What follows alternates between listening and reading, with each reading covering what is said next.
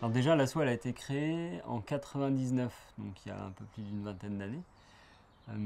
Et en fait, avant d'être une asso, c'était une SARL qui s'appelait Terre de Semences.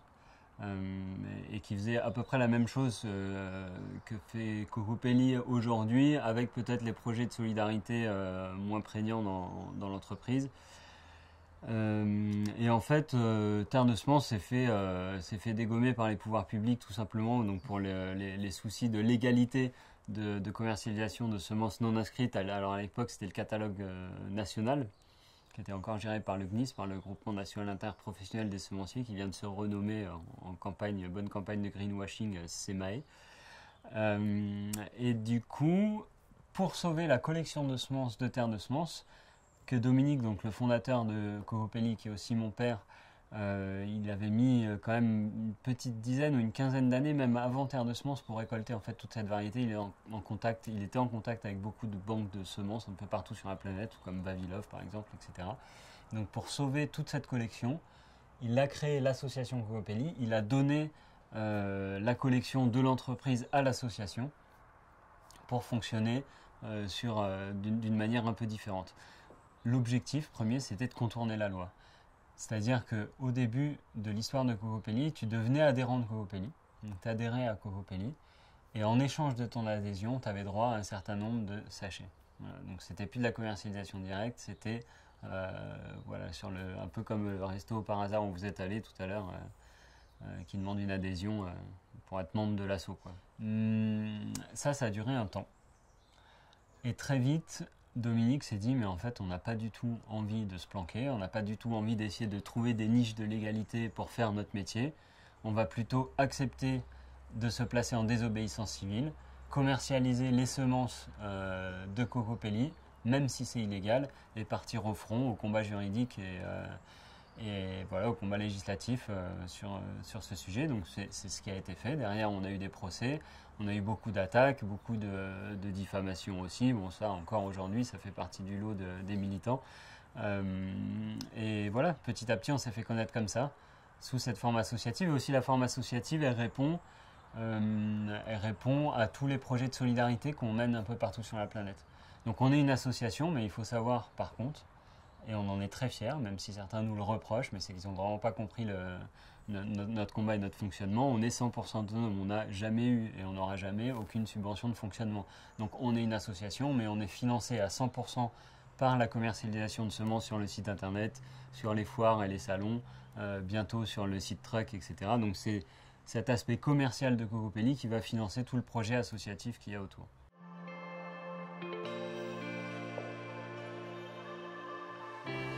En 2012, alors je crois que c'est 2012, oui c'est 2012, après le festival Cocopelli Pachamama au Pérou, que j'ai en partie géré, je suis revenu en France et on avait pris la décision de créer une ferme pédagogique en Ariège, et une ferme pédagogique et de production de semences dont je devais m'occuper. Voilà. Donc la base du projet c'était ça. Et finalement, de fil en aiguille, on s'est rendu compte que aussi l'association Cocopelli avait besoin d'évoluer dans ses locaux. On était à Alès, au bord de la rocade, depuis 13 ans, je crois, dans une pépinière d'entreprise, dans des locaux dégueulasses qu'on louait hyper cher. Enfin voilà, avec des conflits d'intérêts derrière. Je te passe les détails sur la ville d'Alès. Et on s'est rendu compte qu'il n'y avait aucune volonté des communautés locales, des communautés de communes, etc., de trouver un lieu pour nous accueillir qui soit plus en accord avec les valeurs de Cocopelli au niveau de l'image, au niveau de l'intégration dans un paysage plus rural, etc.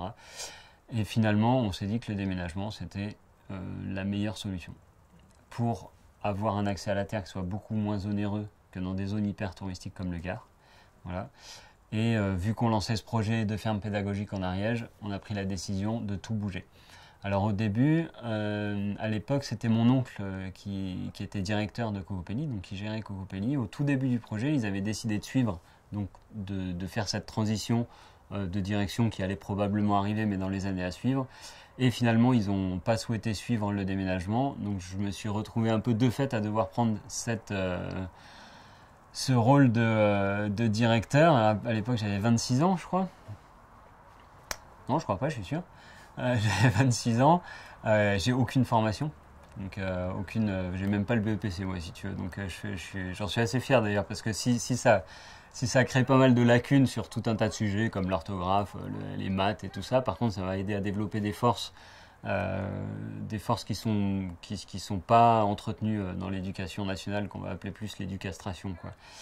Et du coup, je pense que c'est ces forces-là qui m'ont permis de pouvoir assumer ce rôle de directeur très jeune et sans aucune expérience. Alors j'ai fait plein d'erreurs, hein, je pense, enfin, voilà, sans aucun souci. Mais voilà, cette transition, elle s'est fait un peu d'un coup. Donc les anciens étaient toujours là pour faire suivre les connaissances, le savoir, etc. Mais ça n'a pas été une transition dans la douceur, non du tout. Je pense que le média 442 est super bien placé pour parler de ça. Enfin, à partir du moment où tu colles pas à une espèce de ligne de pensée homogénéisée, standardisée, qui colle à la bien-pensance, même si j'aime pas utiliser ce mot, mais c'est quand même un peu ça, on va tout de suite te catégoriser extrême droite et te coller les pires étiquettes du monde. C'est fait déboîter dans 5 ou 6 médias, dont au moins 2 ou 3 médias mainstream. J'ai jamais vu le blaire d'un seul journaliste à Cocopelli. C'est-à-dire que les mecs ne sont jamais, mais jamais, hein, pas une seule fois, venus voir. Même Silence, la revue Silence, pendant 15 ans, on a distribué gratuitement leurs revues sur les salons. Ça veut dire qu'à notre charge, on achetait les revues, on l'a distribué gratuitement aux gens qui la voulaient pour soutenir l'association Silence. Et derrière, ils nous défoncent, mais ils nous défoncent, hein, littéralement. On leur a même passé un coup de fil en leur disant, mais nous, si vous n'avez pas de sous, ok, on comprend, on vous paye un billet d'avion, ce que vous voulez, pour que le journaliste il vienne voir ce qui se passe chez nous, les témoignages, qui posent des questions aux salariés, etc. Mais il n'y a jamais eu personne. Et du coup, si eux, c'est assez symptomatique de... Alors pourquoi je te parle de ça? C'est parce que le combat de Cocopelli, tout à l'heure je te parlais des procès, on nous a beaucoup attaqué au début euh, sur, euh, sur notre métier de distributeur de semences libres et reproductibles, donc illégales, encore jusqu'à juin 2020 pour les utilisateurs finaux non professionnels. Mais on ne peut plus nous attaquer sur ce sujet-là parce qu'à chaque fois qu'on nous attaque sur ce sujet-là, ça nous fait une pub d'enfer en réalité. Mais par contre, les sujets sur lesquels c'est hyper facile de nous attaquer parce que ça fonctionne super bien auprès de l'opinion publique, c'est ces sujets-là. Extrême droite, maltraitance, etc.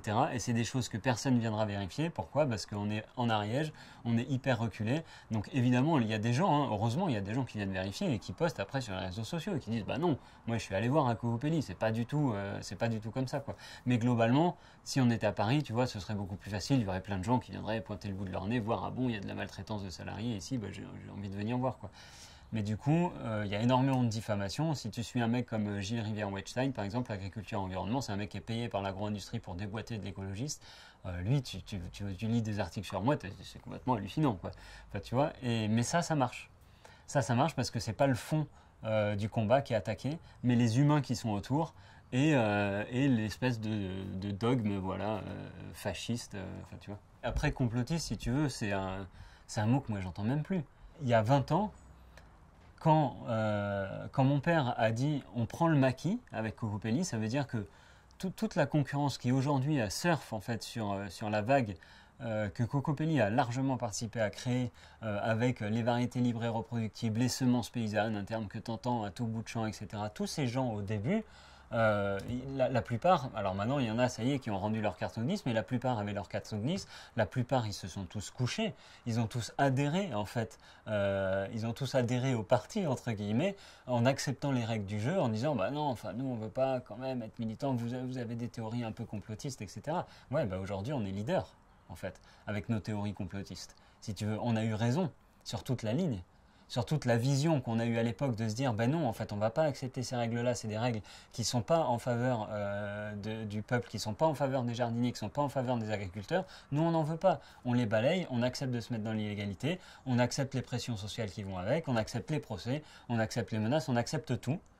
Et en échange, on se fait taxer de complotiste parce que vous voyez le mal partout, machin, machin. On a l'habitude. Franchement, moi, quand on me dit t'es complotiste, je dis merci. Il n'y a pas une seule des théories complotistes qui ne sont pas vérifiées, quasiment. Alors j'exagère un peu, tu vois, mais en schématisant. Donc oui, à chaque fois qu'on fait un pied de côté, alors moquer, par contre, enfin, si tu veux, les moqueries, moi je les vois pas trop diaboliser, clairement. Diaboliser, enfin, encore une fois, tu lis un peu la presse sur ce qui va se dire autour de Cocopelli. Enfin, t'entends, mais vraiment, mais tout et n'importe quoi.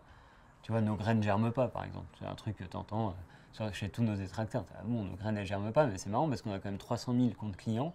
On vend des graines sur toute l'Europe, voire on en distribue sur toute la planète.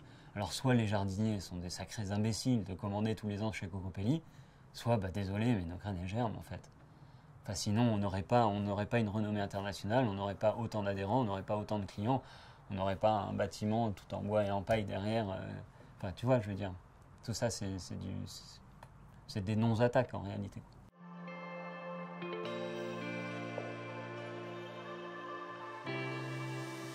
Début de mon enfance, j'ai pas mal grandi à la ferme. Donc avant Terre de Semences, mes parents avaient une ferme de production de semences et un jardin botanique qui s'appelait le jardin botanique de la Motte. Donc j'ai évolué tout le début de mon enfance dans des jardins de production de semences. Donc je suis vraiment né dans ce milieu-là. Et après, j'ai un tempérament très indépendant. Donc si tu veux, ma crise d'adolescence et tout ça, elle est arrivée sacrément tôt. Mes parents ont dû en chier, je pense. Ah, je sais qu'ils en ont chié. Et du coup, je me suis très vite éloigné de la sphère familiale pour faire un peu mes choses d'ado et de jeune adulte après de mon côté. Et petit à petit, j'ai remis les pieds dans Cocopelli. Tout d'abord en tant que réalisateur, alors c'était pas directement pour Cocopelli, mais c'était autour de Cocopelli où j'ai fait une trilogie qui s'appelait le Titanic apicole, qui est assez immonde à regarder, mais qui a beaucoup de contenu. Mais au niveau de la forme, c'est une catastrophe. Tu vois, avec des années de recul, je me dis, mais hallucinant que des gens aient pu regarder ça. Mais bien que le fond soit assez intéressant. Et petit à petit, je me suis réapproché un peu de la sphère Cocopelli par ce biais-là. J'avais aussi un projet maraîchage en Ardèche, voilà. Et puis après, je me suis remis dans Cocopelli en repartant sur les routes à la rencontre des gens sur les foires et les salons bio avec un camion Cocopelli et des graines à l'intérieur. Et petit à petit, voilà, je me suis remis dans le bain Cocopelli de cette manière-là. Ouais.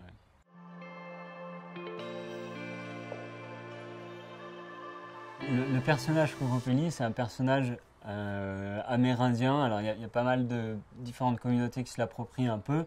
En tout cas, c'est le continent américain.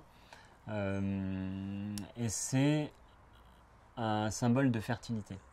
Le personnage, donc, c'est un personnage bossu qui joue de la flûte. Donc, dans sa bosse, en fait, c'est pas une réelle bosse, c'est évidemment un sac de graines. Et il a des grandes antennes sur la tête. Et avec les antennes, il va relier le champ des étoiles à la Terre. Et avec sa musique, il va fertiliser les semences qu'il va semer au fur et à mesure de sa marche. Alors ça, c'est pour le côté poétique. Pour le côté vraiment fertilité, normalement, ce personnage-là est un personnage qui est assez typique masculin, vu qu'il est représenté avec un phallus en érection, pour vraiment représenter le côté fertilité, si tu regardes les anciennes représentations du personnage Cocopelli. Et c'est un personnage qui est taquin, coquin, voire un peu malin. Si tu veux. Et du coup, il représente vraiment l'idéologie Cocopelli, dans le sens où l'association, elle se bat vraiment pour la fertilité, pour la reproduction, pour la reproduction, l'abondance qu'offre la nature via les semences. Mais c'est aussi une association, voilà, on le constate tous les jours, qui est militante, qui aime bien gratter, franchement, là où ça gratouille un peu, sur tout un tas de sujets. On aime bien prendre des positions militantes qui sont fortes, qui dérangent.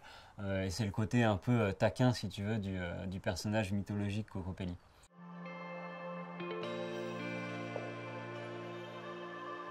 Dans la genèse du projet, si tu veux, mes parents ont habité aux États-Unis pendant pas mal d'années de leur vie. Alors quand ils étaient jeunes, ils ont fait un peu partie de cette mouvance hippie qui bougeait sur la côte ouest des États-Unis. Voilà. Et c'est d'ailleurs là-bas que Dominique a découvert que les seed savers aux États-Unis avaient beaucoup d'avance en réalité sur ce que nous on pratiquait en Europe, qui sauvaient des variétés européennes que nous on avait perdues.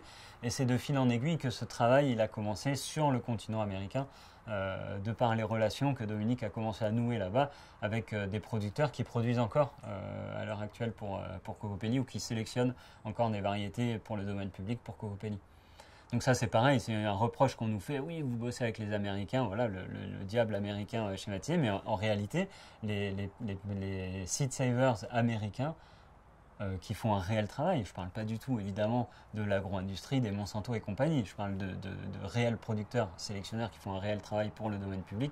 Ils ont énormément d'avance sur nous, beaucoup de variétés qu'on commercialise, pas que Cocopelli, mais qu'on retrouve en Europe, sont issus de sélectionneurs américains, notamment de Tom Wagner par exemple, qui a créé la Green Zebra, une tomate que tu vas retrouver chez Carrefour maintenant quasiment.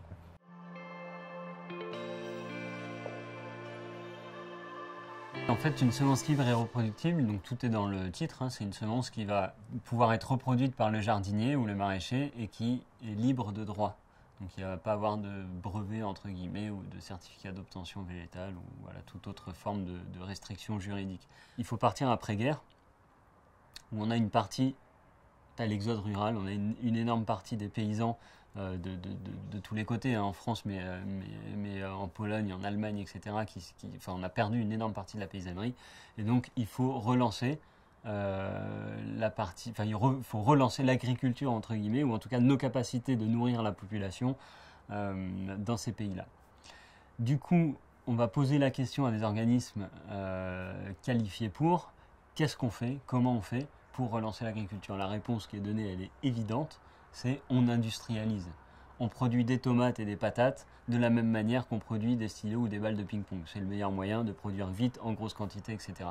Sauf qu'on a un problème, une balle de ping-pong c'est facile à faire, c'est rond, c'est calibré, c'est machin, enfin voilà, il n'y a pas de question à se poser. Mais par contre, un légume, c'est tout l'inverse. C'est du vivant, c'est évolutif, c'est pas calibré de base.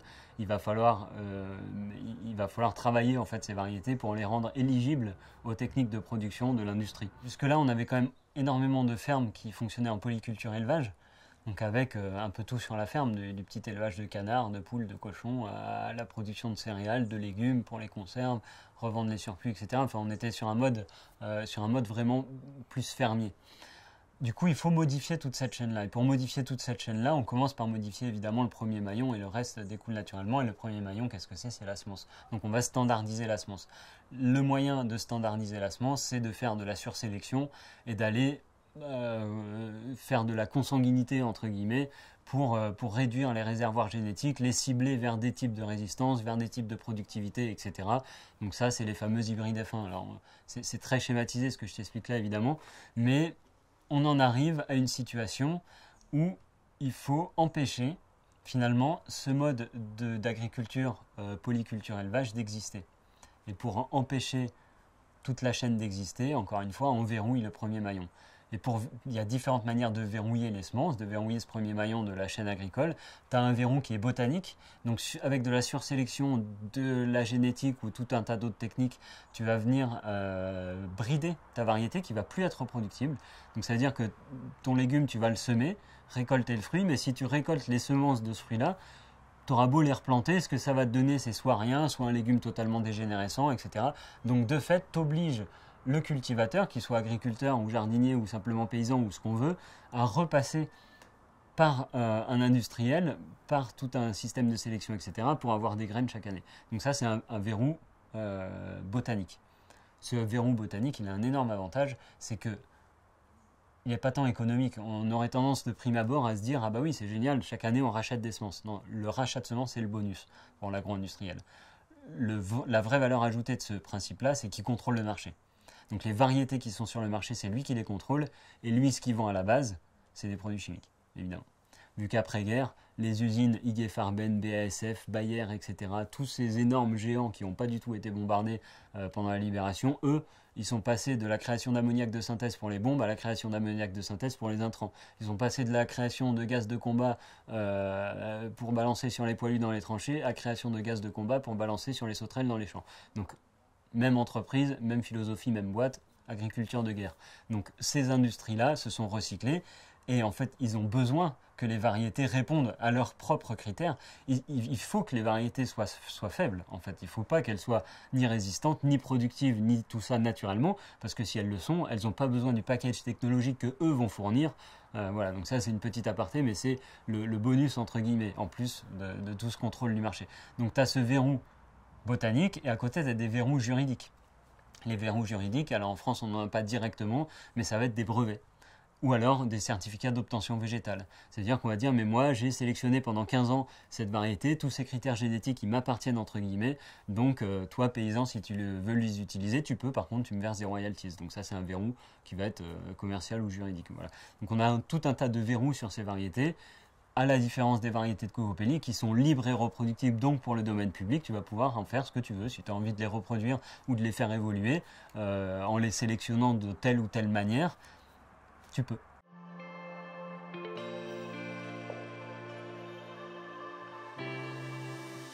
Le gneiss, c'est un dinosaure qui sert plus à rien. C'est le vieux monde. Ils ont eu peut-être une utilité à une époque, enfin, ils ont eu surtout une utilité pour les agro-industriels, mais ils servent à rien. Ils n'ont aucune valeur ajoutée. Ils amènent rien à l'agriculture. Tout ce qu'ils amènent à l'agriculture, c'est de la standardisation. Alors maintenant, ils surfent comme tout le monde sur la vague de l'écologie. Si tu vas sur leur site, tout est vert. La production française de semences est faite par des petites PME de 2-3 salariés qui produisent, et ça nous hisse à la 5e place mondiale de la production de semences. Tu parles d'une blague.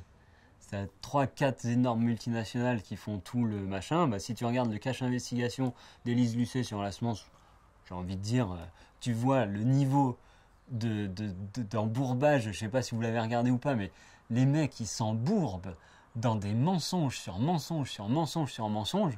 Ils sont nuls en communication, le fond n'y est pas, ils servent plus à rien, ils n'arrivent même pas à défendre ce qu'ils essayent de défendre, là, avec leur histoire de l'imagrin et tout, les conflits d'intérêts, nuls, ils sont mauvais.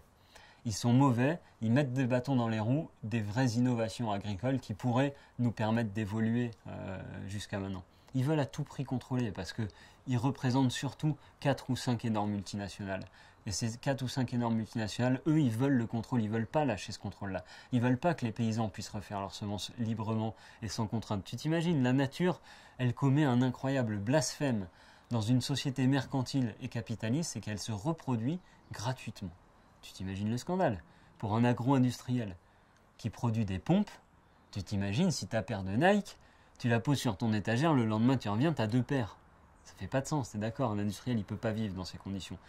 Il n'y a aucune différence entre un agro-industriel et un industriel qui produit des stylos ou des pompes. C'est la même chose. Il ne faut pas que cette nature elle puisse se reproduire gratuitement, il faut qu'il puisse contrôler le marché. Tu t'imagines, je prends toujours cet exemple de la laitue, mais on pourrait prendre l'amarante, le tabac ou même les tomates ou n'importe quoi. Mais tu prends un exemple, tu plantes une graine de laitue. Tu vas avoir une laitue, tu la laisses terminer son cycle de croissance, tu la laisses monter à graines. À partir d'une graine, la première année, elle va t'offrir entre 6 et 12, 15 ou 20 000 graines. Tu t'imagines le taux de multiplication qu'offre la nature. T'as pas un seul cours de la bourse qui peut t'offrir un tel fois 20 000, tu peux pas, hein. Ben, la nature, elle le fait, et gratuitement.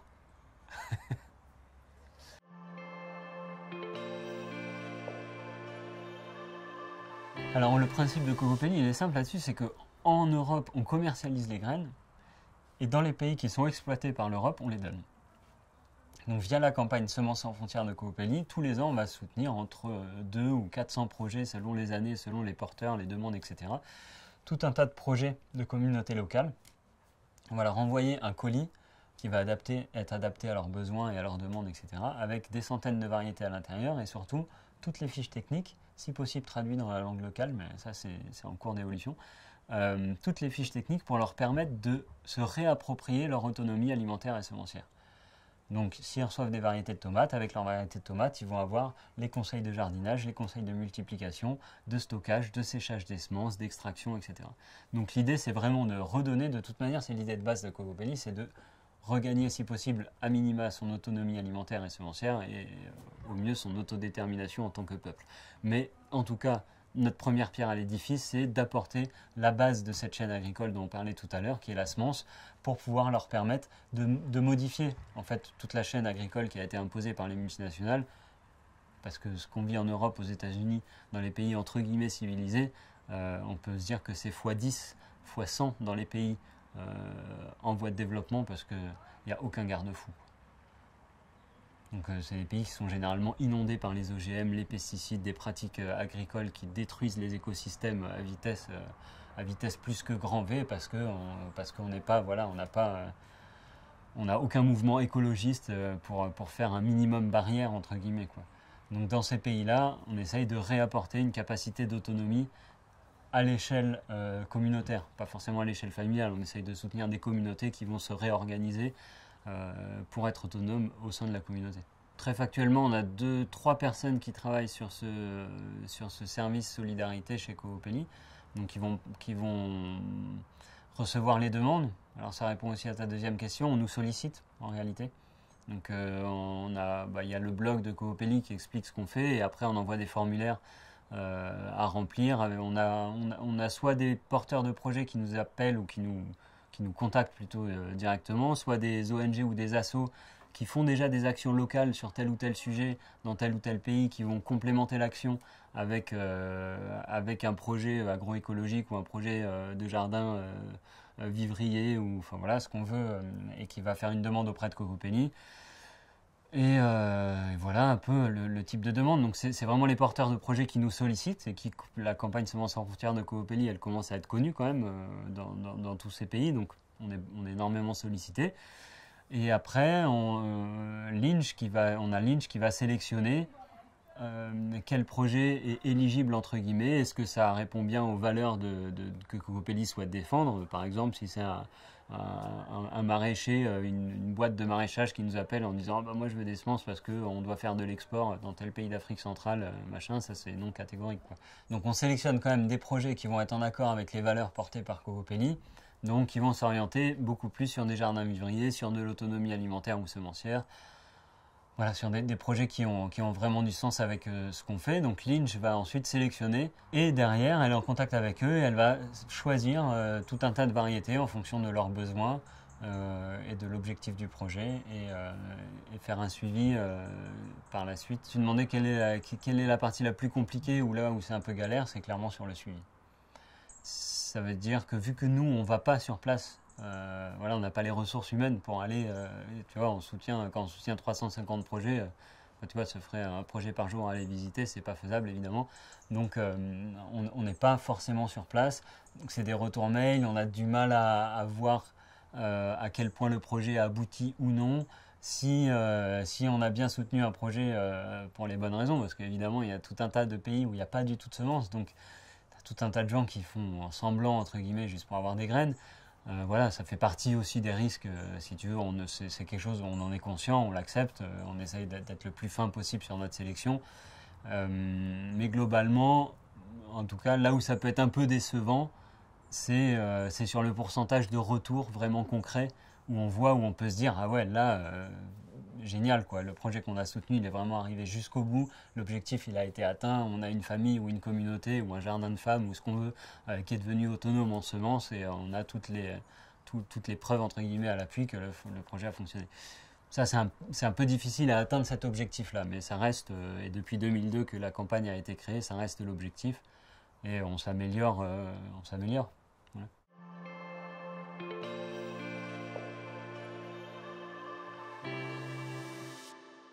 On s'est imposé, entre guillemets, on a imposé notre existence à l'agro-industrie en termes de distributeur de semences libres et reproductibles contre vent et marée depuis 20 ans. Et on s'est dit, c'est quoi l'étape d'après? Et bien l'étape d'après, c'est d'aller titiller le cartel pharmaceutique. Et en 2019, quand on a lancé la campagne, on a évidemment choisi l'Artemisia annua. Pourquoi? Parce que la maladie la plus rentable sur la planète, c'est la malaria. La plante la plus efficace pour soigner la malaria, le paludisme, c'est l'Artemisia annua. Du coup, on s'est dit, eh ben, on va inonder la planète d'Artemisia annua. Donc, on a lancé une production. Donc, c'est moi qui l'ai produite sur ma ferme localement en Ariège. Et on s'est mis à distribuer des sachets d'Artemisia annua gratuitement dans toutes nos commandes, partout où on pouvait, sur simple mail. Tu passais un coup de fil à Cocopelli, tu disais je veux un sachet d'Artemisia, on prenait ton adresse et hop, on te l'envoyait par la poste. Et du coup, on a distribué comme ça 110 000 sachets, je crois, d'Artemisia annua. Ce qui fait que maintenant, tu as tout un tas de gens qui cultivent l'Artemisia annua, qui en font en infusion, qui se la donnent, qui se la partagent. Il y en a même qui lancent des petits commerces de tisanes d'Artemisia annua, etc. Là, pour le coup, l'objectif était carrément, il est carrément atteint. Et pourquoi cultivons-nous? On a choisi ce terme parce qu'on a un manque de culture. Alors il y a un jeu de mots évidemment avec l'agriculture, le fait de cultiver, mais aussi parce qu'on manque dramatiquement de culture médicinale, et qu'on avait envie de réapporter ça aussi. Alors il y a les graines qu'on va apporter, mais il y a tout le savoir qui va avec. Il y a toute la manière dont on peut se réapproprier, de la même manière qu'on peut se réapproprier notre alimentation et notre autonomie semencière, on peut et on doit se réapproprier la manière dont on se soigne. Tu vois, le t-shirt, on voit que le devant, mais le texte est derrière. C'est en fait, on doit pouvoir choisir notre alimentation et notre médecine, la manière dont on mange et la manière dont on se soigne. Et c'est tout le débat, évidemment, à l'heure actuelle. C'était pas encore le débat en 2019 quand on a lancé la campagne Cultivons-nous. Maintenant, c'est encore 10 fois plus d'actualité à l'heure où on essaye de nous imposer une médecine complètement criminelle, en fait. Et du coup, l'idée, c'était vraiment ça. Réapproprions-nous aussi notre pharmacopée familiale. Ce qu'on ne sait plus faire. Petit aparté chez Gobelli sur le fait que la part de plantes médicinales dans ton jardin doit être quand même largement plus faible que ta part de nourricière, que la part nourricière de ton jardin. Ton alimentation doit être ta première médecine. Les plantes médicinales, elles viennent complémenter, si tu veux, ou elles viennent régler des cas d'urgence ou tout un tas de choses. Si tu te casses la jambe, c'est pas avec des plantes médicinales que tu vas régler le problème, on est d'accord. Hein, je ne remets pas du tout en question notre médecine urgentiste qui fait un travail complètement incroyable. Mais par contre, parce qu'on a des gens hyper compétents, et quand tu te casses une jambe, tu es bien content de pouvoir aller à l'hôpital pour te la faire remettre. Mais par contre, ça n'empêche pas qu'il faut se réapproprier cette pharmacopée pour savoir comment soigner, et pas simplement faire confiance à quelqu'un qui va te prescrire généralement des antibiotiques, de la cortisone, quoi. Il y a tout un tas d'autres manières qui sont beaucoup moins lucratives pour le cartel pharmaceutique, mais qui sont tout autant efficaces à long terme. Enfin, pas tout autant, qui sont efficaces à long terme, contrairement en fait à la médecine allopathique qui est très efficace à court terme, mais avec des effets secondaires de l'espace et un effet à long terme qui est dramatique pour la société dans son intégralité, en plus de pour l'individu qui prend les médicaments.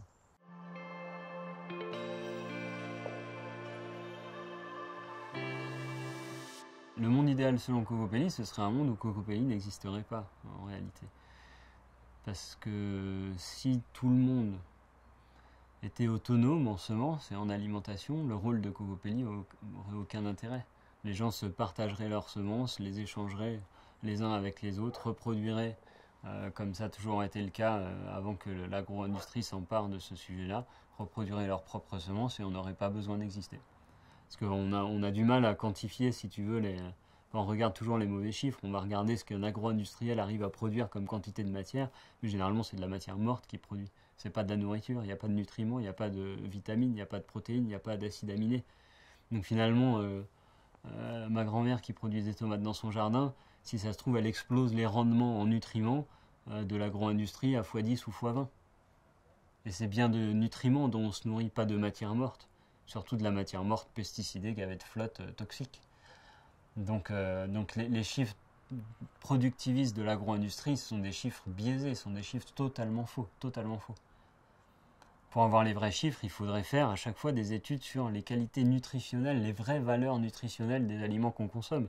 Et on se rendrait compte que pour avoir la même qualité énergétique, entre guillemets, en consommant de la nourriture industrielle surtransformée, on en mangerait peut-être un quart de cette dose-là, entre guillemets, avec des vrais aliments produits sainement dans un vrai sol, parce qu'évidemment le sol va aussi transmettre toute une partie de la qualité nutritive aux légumes qui poussent dans ce sol. Donc enfin voilà, il y a tous ces sujets-là. Dans un monde idéal, on est dans un monde où on a 400 vers de terre au mètre carré dans le sol, où on a des oiseaux qui piaillent un peu partout et des grenouilles comme celles derrière nous, et voilà, où on n'a pas détruit tout cet écosystème.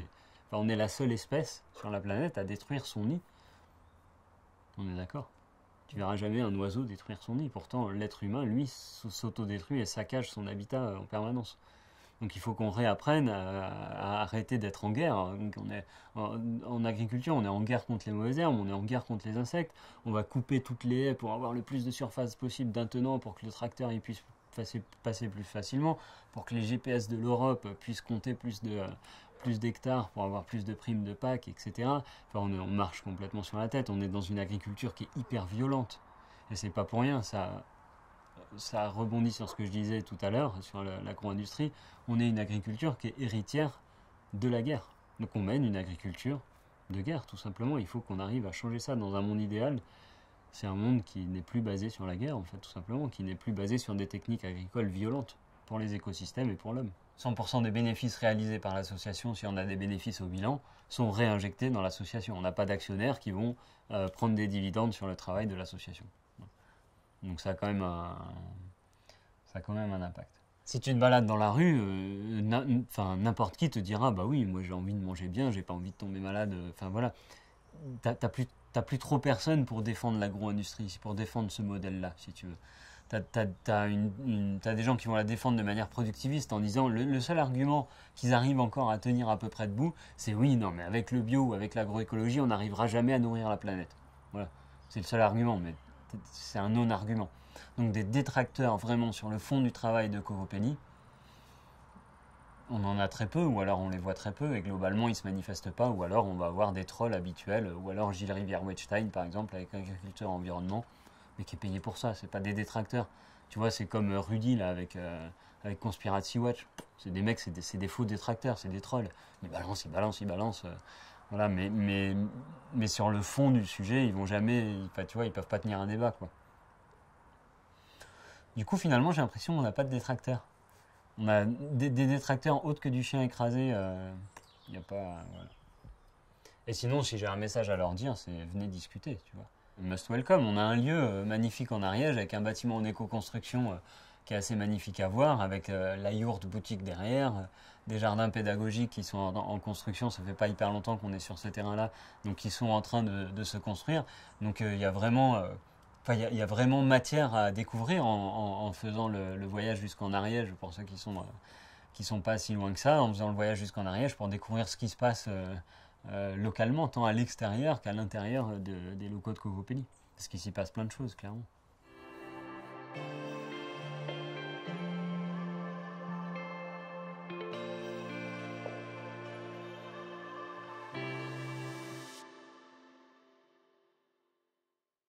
Bon bah maintenant que t'es là, abonne-toi. L'idée c'est que tu loupes rien. Donc clique sur abonner et aussi sur cette cloche à la con pour qu'elle t'avertisse. Bon, je te laisse, je vais dans mon grenier. Et je te dis à bientôt mon ami.